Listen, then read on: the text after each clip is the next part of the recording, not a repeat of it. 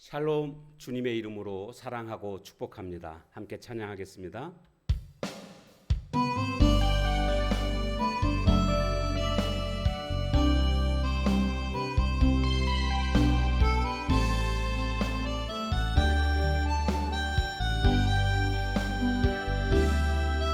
주가 보이신 생명의 길, 나 주님과 함께 상한 마음을 누리며 주님 앞에 나가리.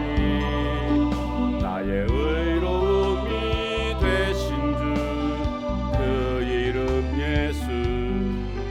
나의 길이 되신 이름 예수. 나의 길 오직 그가 시나니. 나를 단련하신 후에 내가 정금같이 나오리라.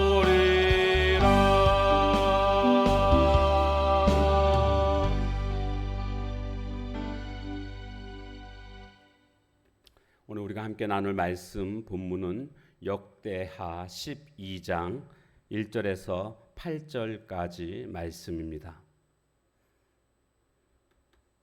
12장. 르호보암의 나라가 견고하고 세력이 강해지매 그가 여호와의 율법을 버리니 온 이스라엘이 본받은지라.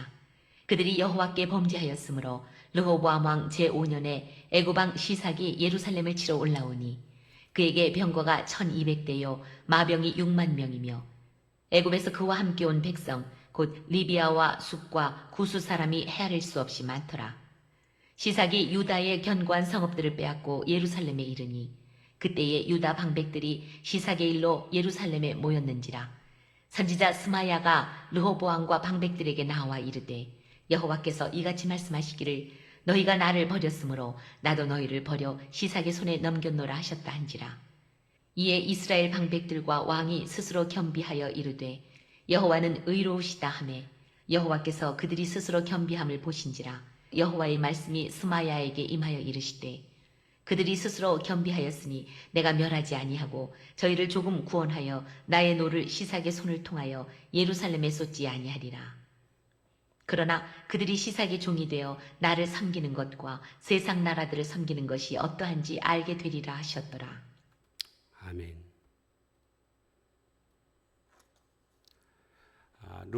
르호보암이 다스리는 유다는 북이스라엘로부터 제사장들이 왔고 또 레위인들도 왔고 신실한 경건한 백성들도 신앙을 찾아서 남유다로 오게 되지 않았습니까? 그래서 나라가 점점 강성해졌습니다. 특별히 그들이 3년 동안 르호보암을 힘껏 도움으로 말미암아 르호보암이 다스리는 남유다는 점점 강성해졌습니다.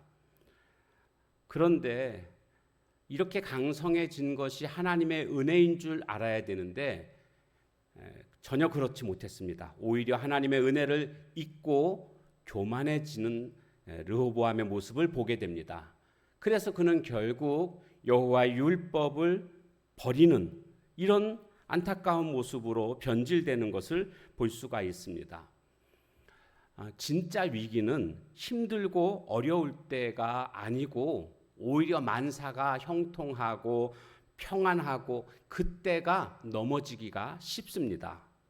그래서 고린도전서 10장 12절 말씀에 보면 그런즉 선줄로 생각하는 자는 넘어질까 조심하라 이런 말씀이 있지 않습니까? 모든 일들이 잘 될 때 그때 겸손해야 됩니다. 이 모든 것이 하나님의 은혜입니다라고 고백할 수 있는 사람은 승승장구합니다. 그런데 많은 사람들이 일이 잘 되게 되면 처음의 마음을 버립니다. 마치 자기가 뛰어나서 잘된 것처럼 생각을 합니다. 결국 그래서 교만해지게 되고 넘어지게 되는 모습을 보게 됩니다. 르호보암은 자신이 이룬 업적으로 착각하고 그렇게 교만해짐으로 말미암아 하나님의 율법을 버리는 해서는 안 되는 행동을 하게 됩니다. 그가 여호와의 율법을 버리니 그 다음에 왕이 율법을 버리니까 어떤 일이 벌어집니까? 온 이스라엘이 본받은지라.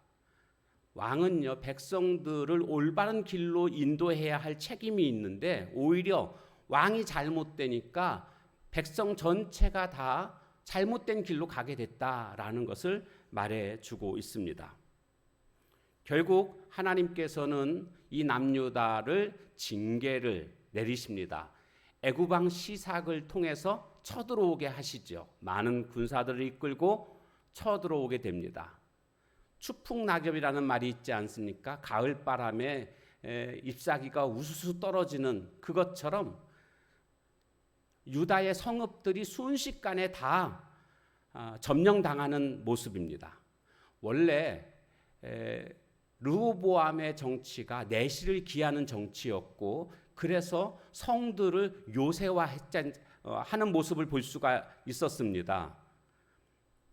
그것도 대부분 남쪽의 성을 요새화했습니다. 왜냐하면 애굽이 언젠가 쳐들어올 것이다 이런 생각을 했고 그래서 남쪽 애굽을 대비해서 성읍들을 요새화했었습니다.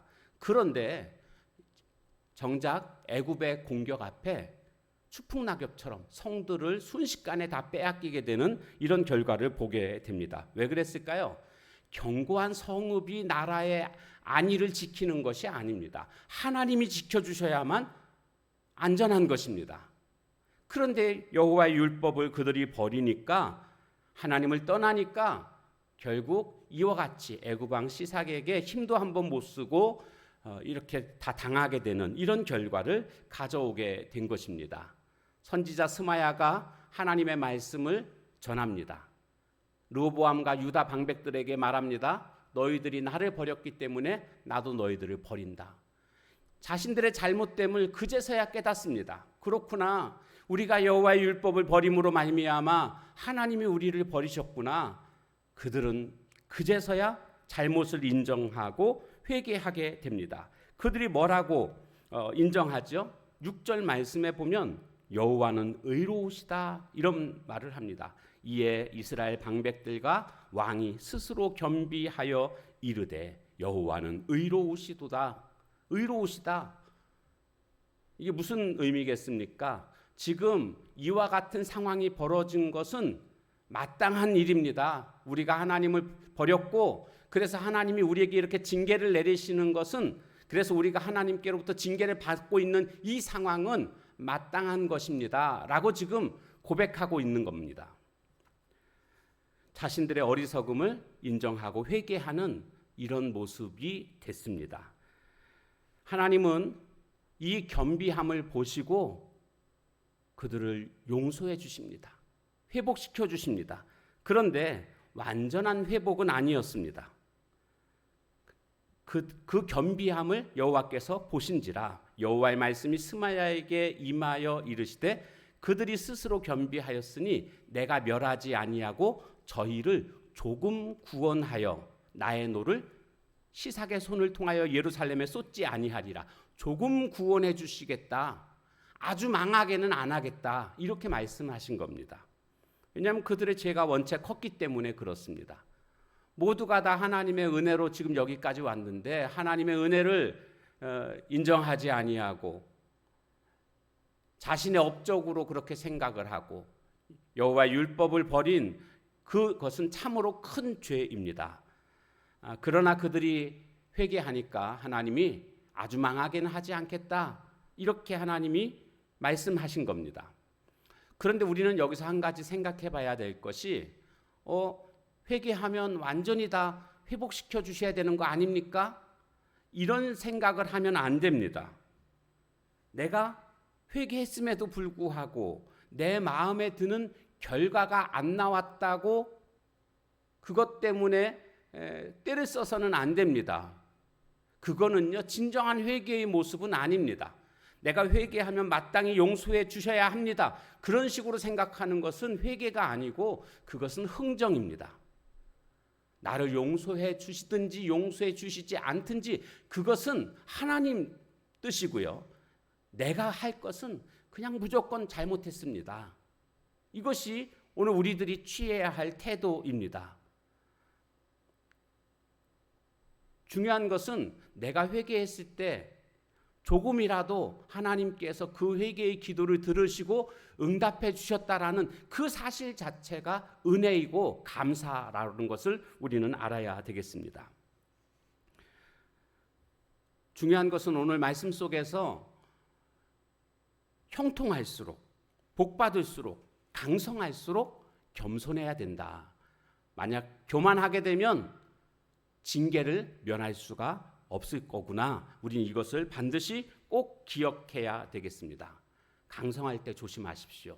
모든 일이 잘 될 때 오히려 옷깃을 여미면서 내가 하나님 앞에서 혹시 실수한 것이 있지 않나, 다른 사람에게 상처 준 일은 있지 않나, 내가 잘됨으로 말미암아 다른 사람들에게 그 과정 속에서 어떤 아픔을 주지 않았나, 이런 생각들을 늘 하면서 모든 것이 하나님의 은혜임을 기억하고 하나님께 감사할 수 있는 그런 모습이 되어야 하겠습니다.